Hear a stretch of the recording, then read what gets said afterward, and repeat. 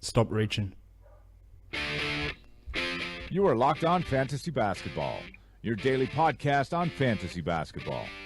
Part of the Locked On Podcast Network, your team every day.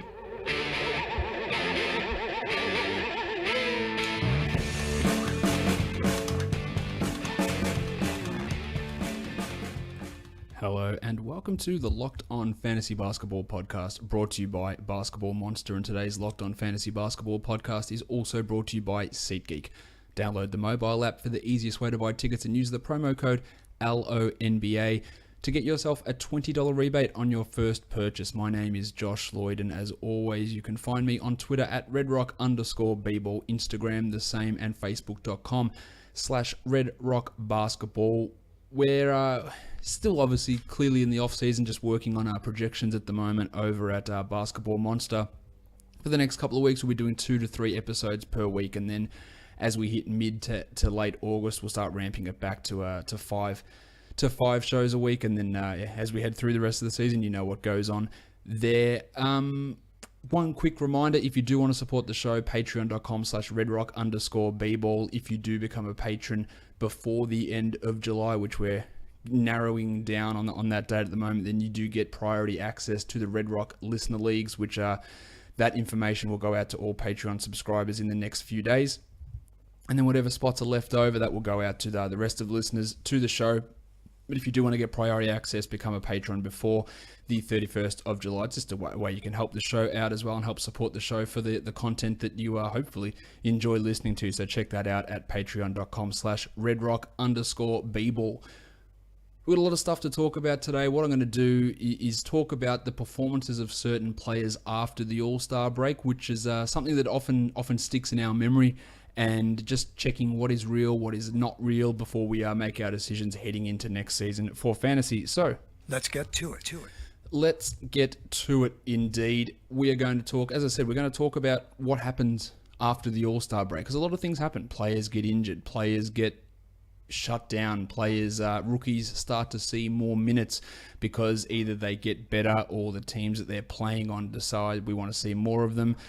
Players get injured, players get fake injured, players get traded, new situations arise, and some of that stuff can be instructive, but also some of it can be quite misleading. So we're trying to work out which of these post-All-Star break performances is indicative, is instructive for next season, what's going to hold, what may not hold, all that sort of stuff, which is all factors you need to take into consideration when looking at your drafts for fantasy coming up, and any dynasty trades you might be making in the coming days, which I know the Red Rock Dynasty Leagues, the trades are running thick and fast. And seriously, some of you people are absolutely addicted to trades. There'd be like, one of the leagues is like 5 trades that goes down every single day, which to me is insanity. I have been involved in exactly 0 of those trades because people are 100% addicted to trading. It is it's quite something to see, and I'm definitely not one of those people. Let's talk now, before we get into the bulk of the show, about today's sponsor, and that is SeatGeek. Buying tickets to sports and concerts can be complicated, but there is a better and simpler way to buy those tickets. And that is, of course, with SeatGeek. It's the smartest and easiest way to get those tickets to live events.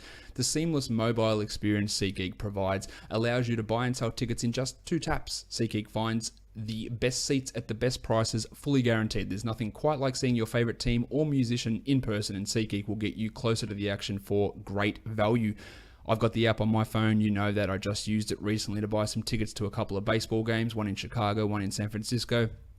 Couldn't have been happier with the value or with the seats that I got from SeatGeek. So make sure you download that app and use it yourself. SeatGeek saves you time, saves you money, and it searches multiple ticket sites to compare the prices and give you the amazing deals. But best of all, it gives you the most bang for your buck. It grades every ticket based on value to help you immediately identify the best seats that fit your budget. Best of all, my listeners get $20 off their first SeatGeek purchase. Just download the SeatGeek app and enter the promo code LONBA today. That's promo code LONBA for $20 off your first SeatGeek purchase. Really straightforward, and I do recommend you do that. Not only does it help the show, but you can get yourself tickets to go and see your favorite team, and also to go see your favorite concert, comedian, whatever it is.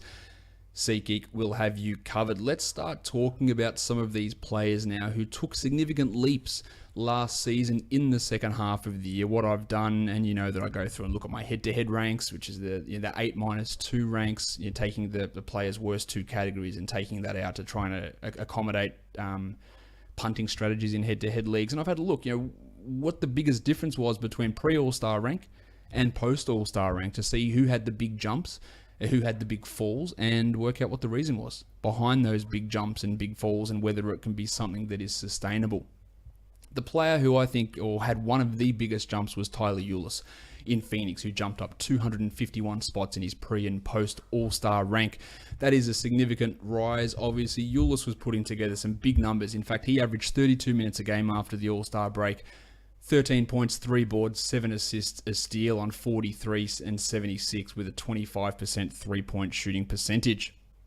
But of course, we need to remember that Eric Bledsoe was not playing at that time. Brandon Knight was not playing at that time. Now, Knight doesn't really make any difference because he's not going to be playing this season after tearing his ACL, but Bledsoe will be back. Now, whether Bledsoe is included in a trade, whether Kyrie Irving comes, whatever, I don't think we should be expecting this level of production from Tyler Ulis next season, at least for the first 2 to 3 months of the year. Maybe a similar thing happens with the Suns at the end of the year and he starts to put together numbers when he gets a bigger role. But even with this 32-minute role, he was still the 127th ranked player after the All-Star break. So he wasn't like putting up top 50, top 60 type of numbers.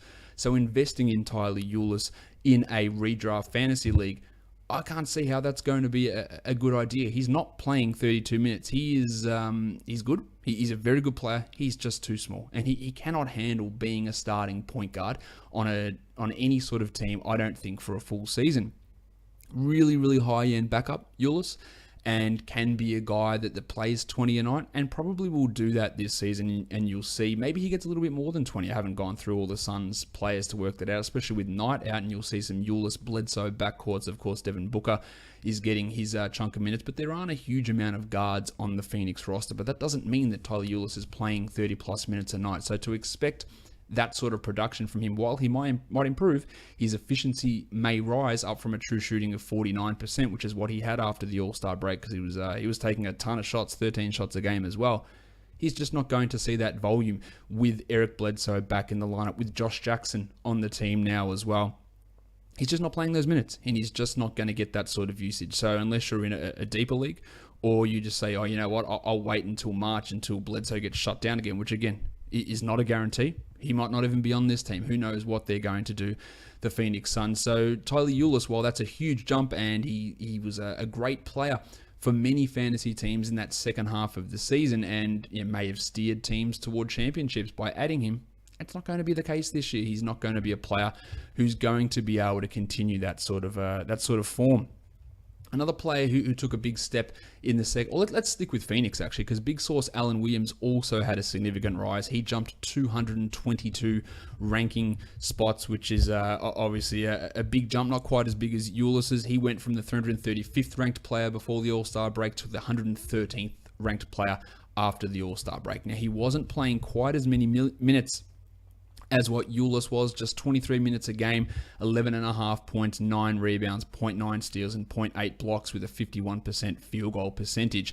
That rebounding is really what got him going. He's not a big shot blocker. You can talk about him being a center, but he's not a big guy. He's not a tall guy. He's like 6'9", maybe 6'10", but he is a very strong rebounder in those limited minutes.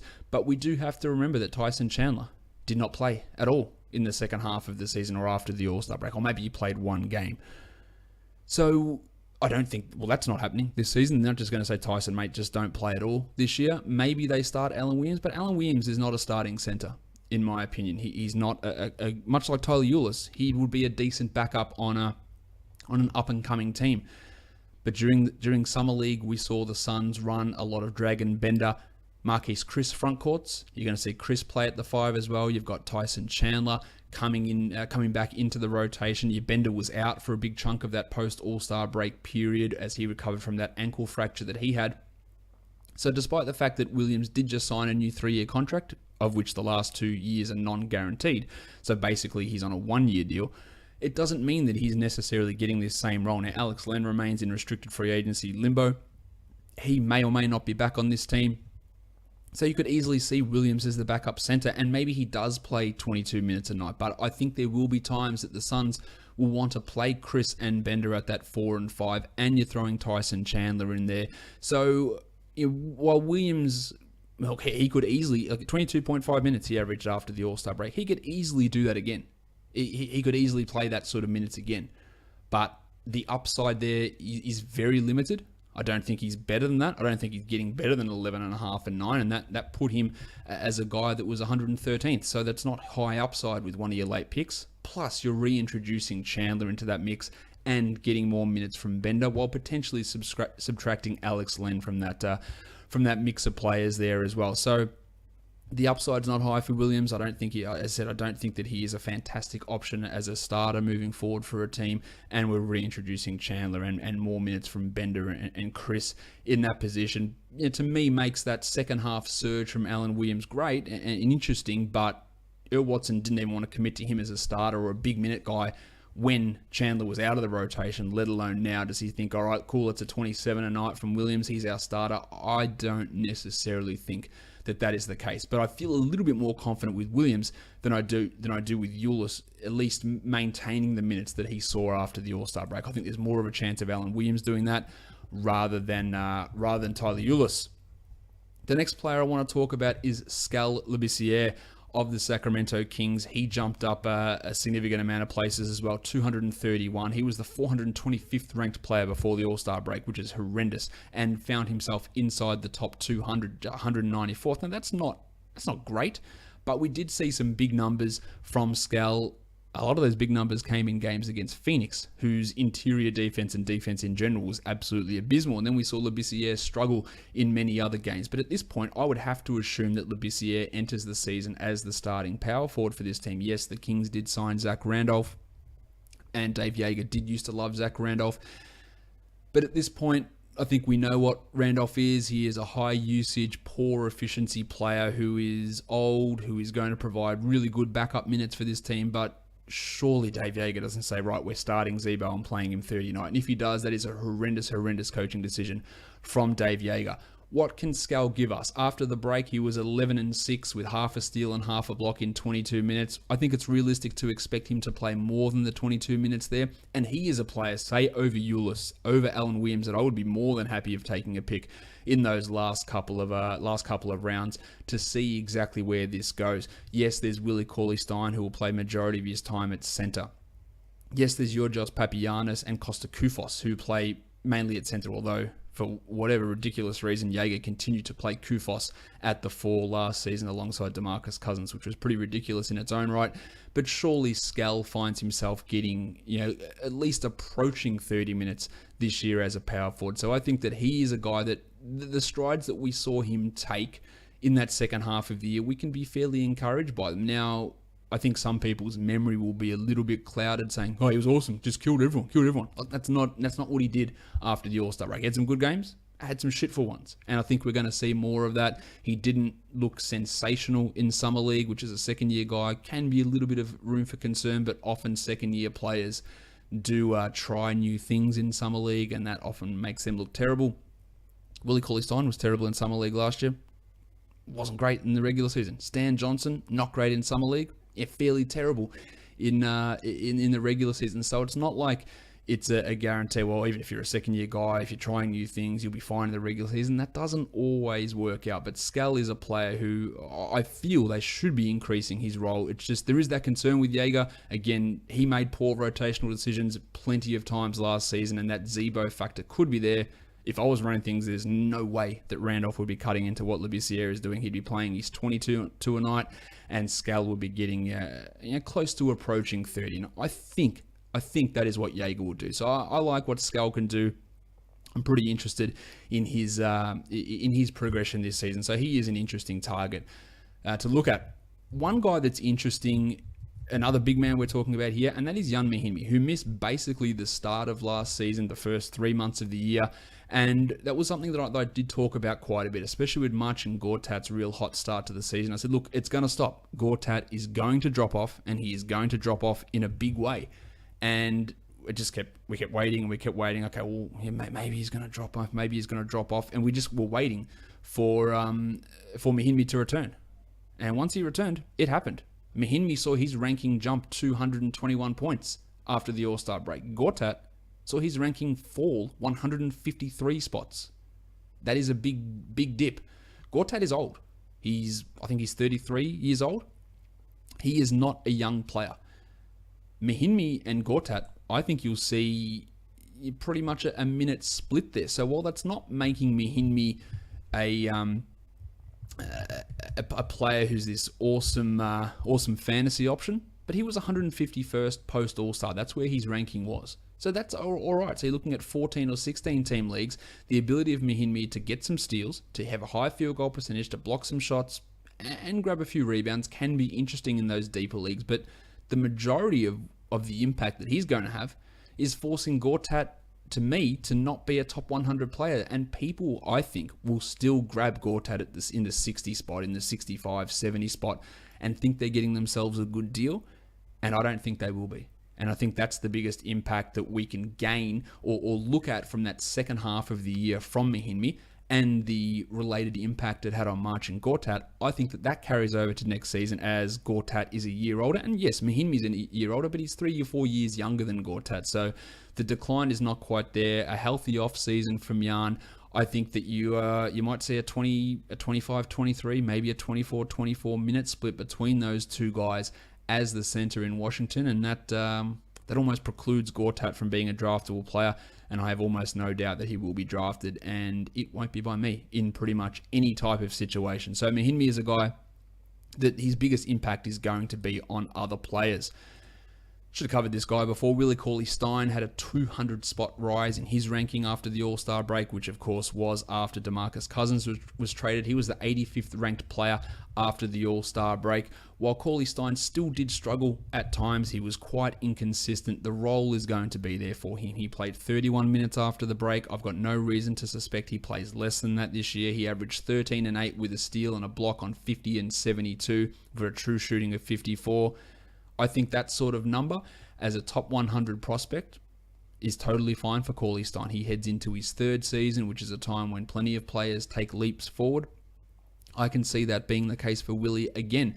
I think having expectations of him being a 20 and 10 guy, if anyone has those, is ridiculous.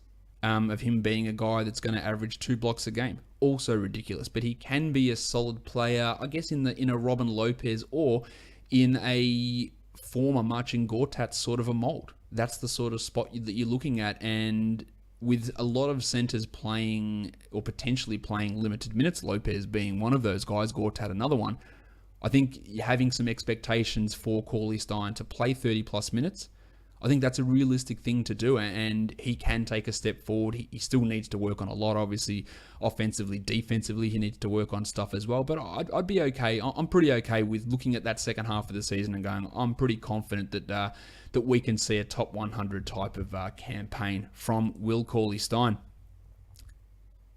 Georgios Papagiannis also had a 193 ranking spot rise. That's not impacting us for most leagues. The addition of Zach Randolph probably does hurt Papagiannis a little bit. Zebo will play a little bit of center, and that'll cut some of Georgios' minutes out, so I don't think there's too much for us to care about there.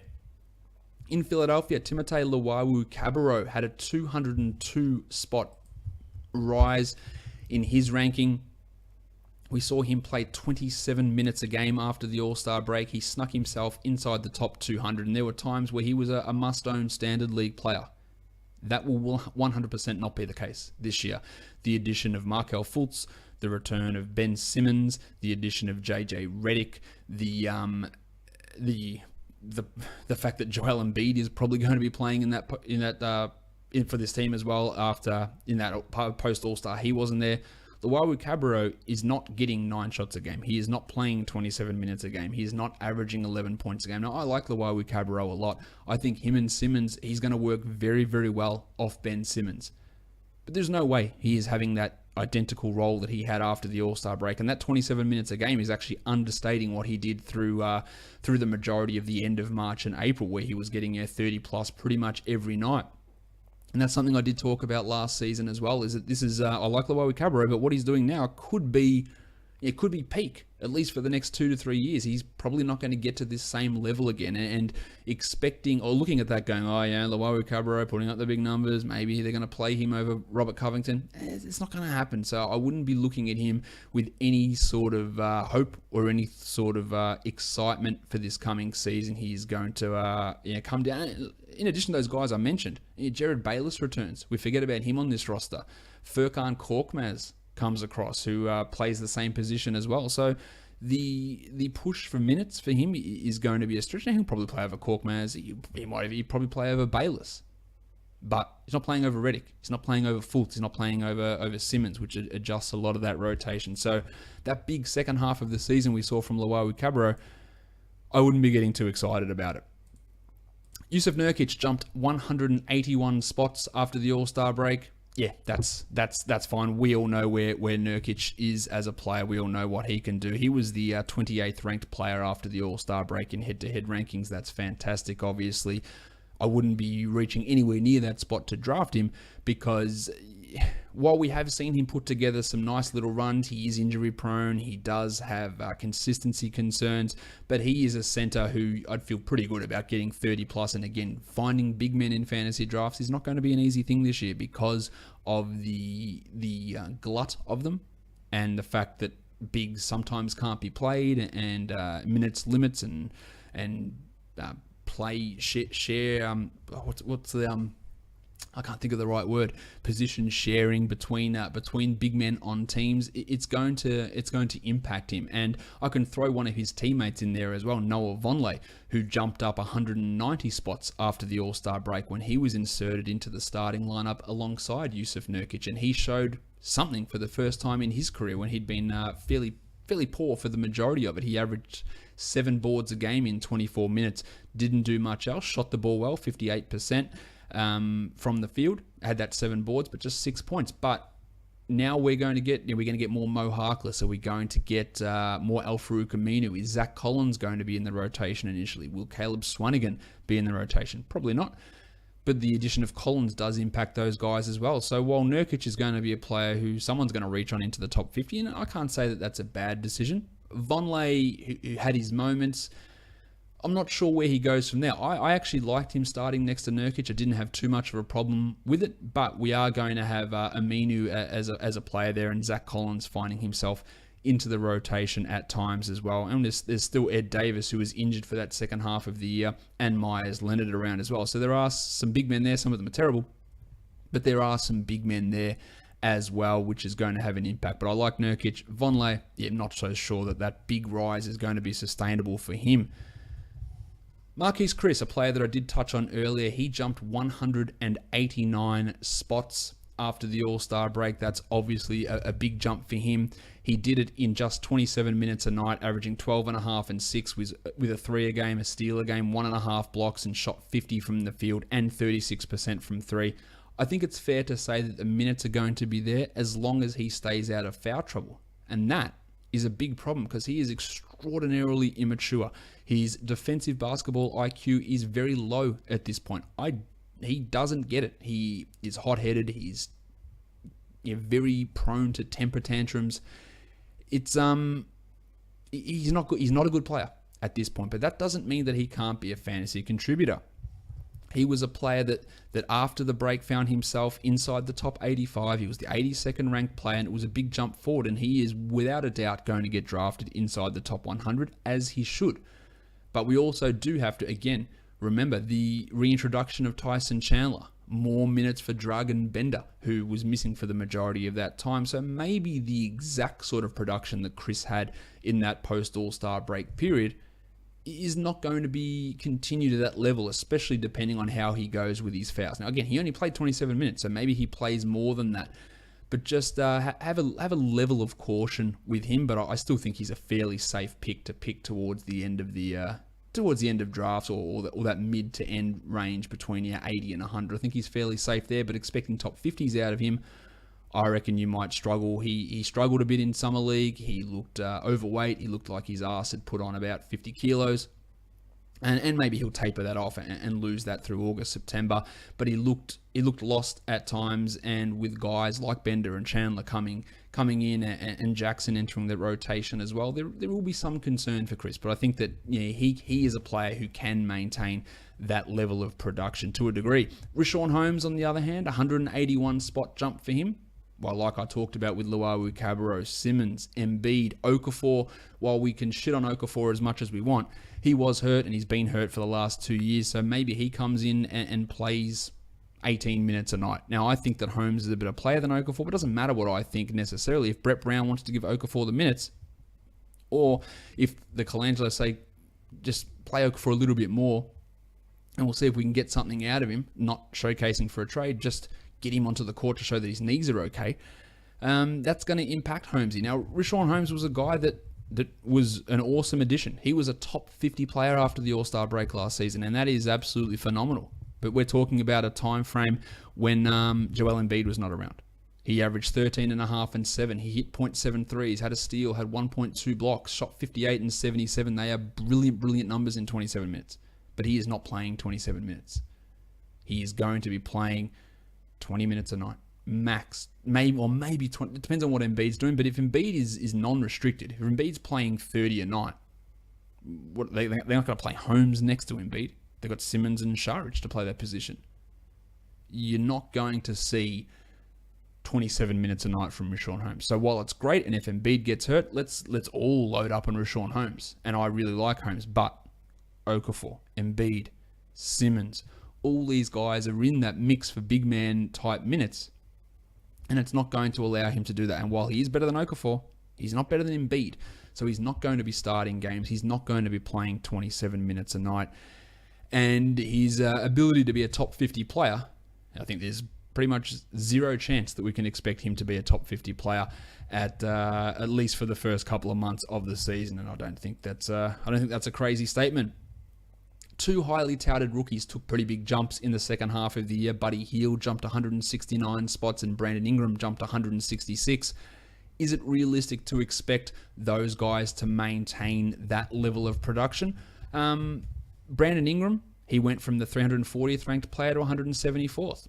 I don't see that being a crazy expectation. Bud Hield, he went from 281st to 112th. Again, I don't see that being a crazy level of expectation. Hield shot the ball extremely well, 48, 81, and 43% in his time in Sacramento. Averaged 15 points a game in 29 minutes.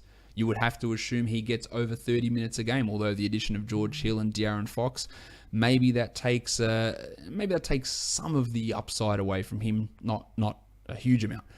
But that efficiency could also drop. And Hield is a guy whose game is limited by the fact that it's shooting, it's scoring, it's threes, and it's hopefully on high efficiency. The other stuff is not really that big for him. Rebounds, assists, steals, like he's not getting a huge amount of those. Taking him inside the top 70 would be ludicrous. Taking him at pick 100 is okay, but is the upside actually big for him at that point? I don't think it's fantastically big. Brandon Ingram's the interesting one. You would have to think he is going to get all the minutes he can handle.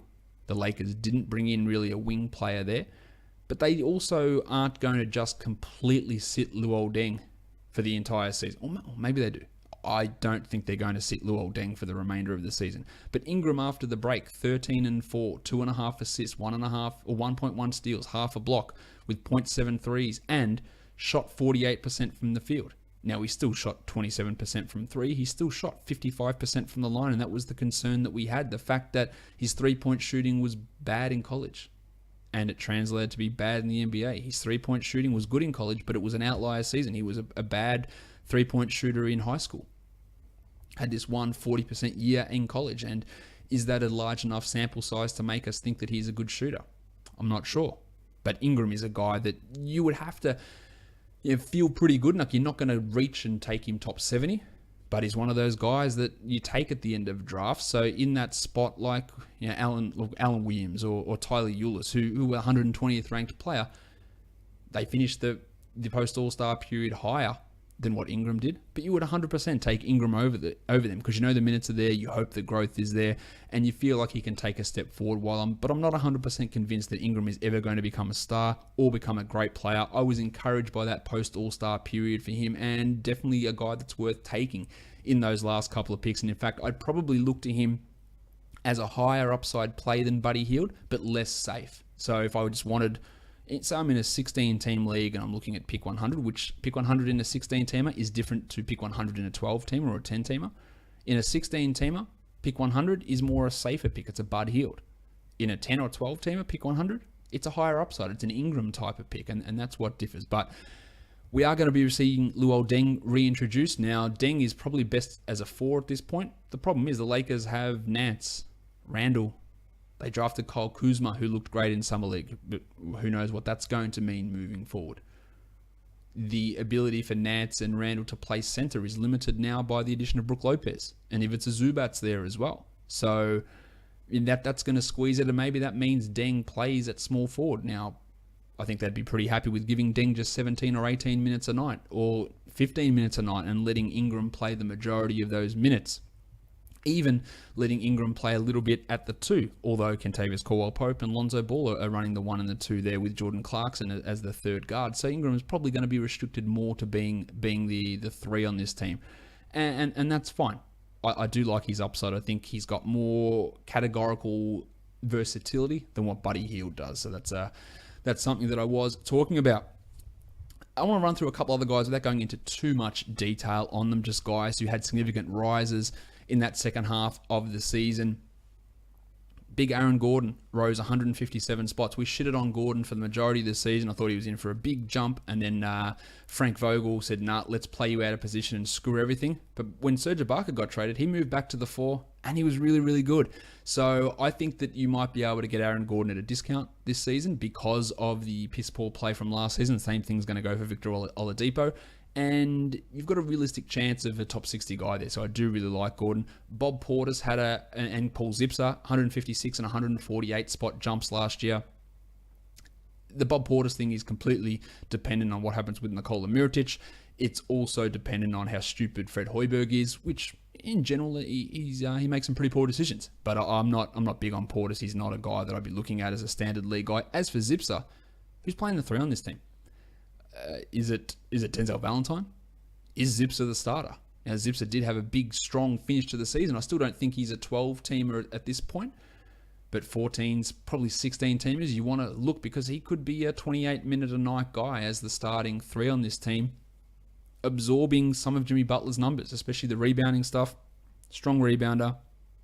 Can play a little bit at the 4. Can hit some threes. He could be a useful option, and that team is going to be real bad, and someone's going to have to take some of those shots. Boban Marjanovic moved up 145 spots after the All-Star break. He probably plays as the backup center, although I think you'll see the tackle box, John Lua, play some backup center minutes as well. So while Boban is everyone's favorite, he can definitely not hold up for 30 minutes a night. He cannot play 27 a night. He'll be a deeper league sort of player, maybe a 16-team sort of guy in that backup role. Taurean Prince jumped 144 spots after the All-Star break. His role is going to be fine. He's going to be playing 30-plus on this Hawks team, which is going to struggle, and he is going to absorb a lot of Millsap's usage, Tim Hardaway's usage. And he is a very, very interesting pick in those mid to late rounds. So I think that's a real thing for him. Denzel Valentine, someone I should have touched on earlier, he jumped 137 spots at the second half of the year, much like Zipser. Someone has to fill in that spot at the 3. And Valentine's game is fairly fantasy friendly. Points, steals, rebounds, assists, threes. He can do all of those things. If he's healthy, if his ankles are fine, if his knees are fine, he would be a guy that I would be interested in with taking a flyer in a 12-teamer with my last pick and just seeing. Because if they just go, cool, well, you're just getting 30. If he went 14, 4, and 4 with 1.2 threes and 1.2 steals, I wouldn't be surprised. If he didn't do that, I also wouldn't be surprised. But there is that opportunity there for Denzel Valentine. TJ Warren jumped up second half of the year, 132 spot rise. The addition of Josh Jackson dampens my enthusiasm for him. I like TJ Warren a lot. Jackson is not a great offensive player. He's not a great shooter. Let's see how he goes. But I think to expect Jackson to get 30... And people are acting like Josh Jackson is Scottie Pippen or Kawhi Leonard. Yeah, he's untradeable. Well, come on, like he's not that good. I'm definitely not in the Josh Jackson camp. Some of that is shitblokeness as well, but he didn't really impress me all that much in Summer League. But he is going to impact TJ Warren. There's no doubt about that, and that's going to put a dampener on the Warren upside. And Warren was ridiculous. We forget how good Warren was in that second half of the year. He was efficient. He was scoring. We are going to get a dampener there, but I wouldn't be totally writing him off as a standard league option. Dario Saric, 114 spot rise after the break. No Embiid, fine. There is no way he is doing those sort of numbers. With Embiid back, with Simmons back, he's just not going to see the usage. Remember how shit he was at the start of the season when Ilyasova was the starter and Embiid was playing? Didn't do anything. Wasn't fantasy worthy. People look, oh man, he's robbed of the Rookie of the Year. No, he wasn't, because he was bad for 3 months. And then the last month of the season, also bad, as he started getting injuries and wearing down. He was good for 6 weeks, maybe. But in our heads, we all love the idea of Saric, and I like him too. But he wasn't as good as what some people remember him to be. And with Simmons and Embiid back, it's just not happening for Saric. Timmy Hardaway Jr. had a big rise at the second half of last year. I reckon that he can continue that to some degree in New York, so I think that's something realistic. Same as Bill Hernangomez, who jumped 108 spots for the Knicks. Hopefully they start him and Porzingis together, but remember, there was no Joakim Noah. So Noah will be back in the mix at some point now, whether Hornacek decides to go back to Noah. And remember, we couldn't trust what Hornacek did with those centers at all last season. Bill, you had a good game. Next one, you can play 10 and let's give Cock 25. Cock, you had a good game. Well, you're out of the rotation completely the next game. Let's start Lance Thomas at the 4 and move Porzingis to the 5. There was absolutely no consistency. Now, how much of that was Hornacek? How much of that was Phil Jackson giving him a little poke in the ribs to change things around? Who knows? We will find out pretty soon. But Hernangomez is a very nice later round pick. But don't be expecting 32 minutes from him, because Cock's going to be there, because Small Ball's going to be there, because Noah is going to be back. So you might get 26, 27 max out of Hernangomez. So just be a bit cautious there. Nikola Mirotic had a 99 spot jump after the All-Star break. He's not even on a team at the moment. If he was back in Chicago, it's horrendous for him, despite the opportunity there, because they do not know how to use him. And I would have no confidence in Fred Hoiberg running him there, especially with Portis and Lauri Markkanen being around and playing the same position. But you give 30 minutes to Nikola Mirotic, he's a top 60 player, and I don't think anyone can really doubt that. If he's used in the right spot, he absolutely needs to go somewhere else that's not Chicago. The Blue Arrow rose over 100 spots as well. Jamal Murray in Denver. You would have to assume that he is the starting point guard unless some trades go down, and he will be a very interesting late round pick whose scoring should increase, whose threes, whose percentages, whose assist numbers should all see a rise in his second season. So I'm in on him being a standard league player. Another guy, or a couple of guys that rose: Alan Crabb, 84 spots, Marv Williams, 82 spots, Lance Stevenson, 74, Lord Alfred, 72, and surprisingly, Chris Dunn jumped 64 spots post-All-Star. Still bad, but he is going to have an opportunity to start in Chicago, and the steal numbers will be okay, the assist numbers should be okay, the shooting and offense will probably be piss poor, but when you're looking at the last couple of picks, I would have no hesitation with picking Chris Dunn with one of those picks, despite me thinking that he's not all that good. Opportunity is going to be there for someone like him. As for Alan Crabb, that was a significant rise for him in that second half of the season, but his upside is so extraordinarily limited. I know he heads to the Brooklyn Nets, but we're talking Lynn, we're talking D'Angelo Russell, there's Karis LeVert, there's Shawnee Kilpatrick, Damari Carroll, Rondae Hollis-Jefferson, all these guys playing the 3 and the 4. Crabb is not a 35-minute-a-game, 20-point-per-game scorer. He's a good 3-point shooter who does nothing, and he's a low-volume guy. He is not a high-upside pick with one of those last picks, I don't believe. Lord Alfred Payton, the Magic didn't bring in another point guard unless you really believe in Shelvin Mack, which you shouldn't. So I'm in on Payton continuing that second half surge. Really, really interested in that. Players who suffered a significant dip after the All-Star break. We talked about Gortat already. Dougie McDirt went from Chicago to Oklahoma City and dropped 116 spots. I don't expect too much to change there with him. He's just not a good fantasy contributor. Trevor Booker dropped 111 spots as Rondae Hollis-Jefferson became the starter. I would expect either Hollis-Jefferson or Damari Carroll to start at the 4, and I don't think they'll be going back to Trevor Booker, but that remains to be seen. For Deuce Young, dropped 97 spots, mainly due to a wrist injury that he suffered. I think that he'll be fine, so I wouldn't be reading too much into that. Avery Bradley dropped 99 spots after the All-Star break. Some of that is injury related, but I'd also expect him to suffer a hit going to Detroit. Efficiency-wise, look, maybe he scores more. I think his efficiency drops.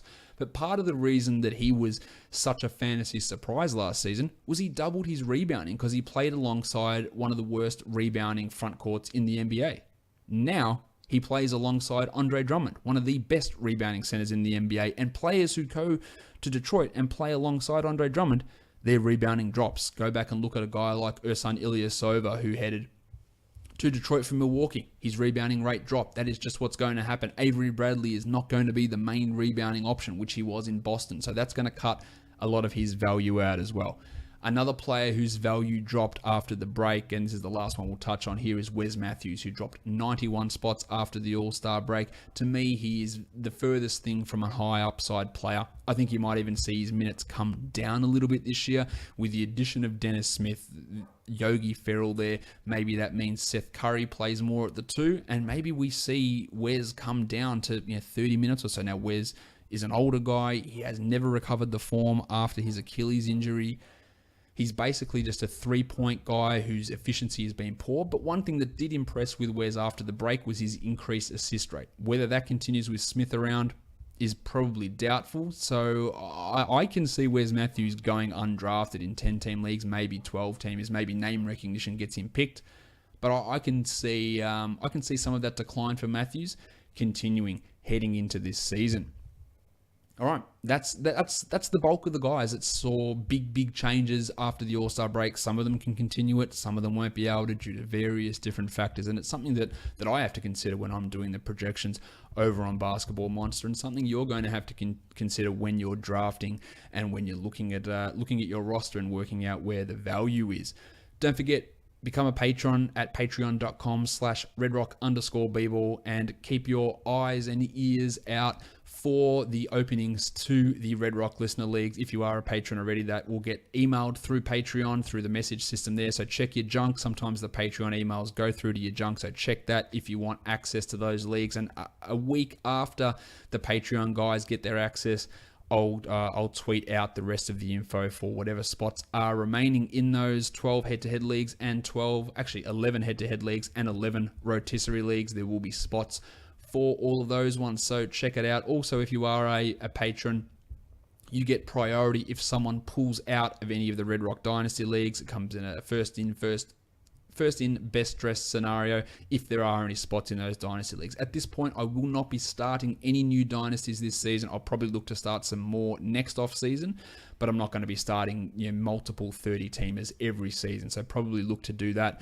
next season to start some new ones. But if there are any new spots available, if you are a patron, you do get access there. Make sure you are checking out the rest of the Locked On Podcast Network, whether that's Locked On Jazz, Locked On Bulls, Locked On Celtics, Locked On Pelicans. We have got you covered for all the info on your favorite team. Check out today's sponsor, which is SeatGeek, and use that promo code LONBA. We are done here, guys. Thank you so much for listening, everyone. See ya.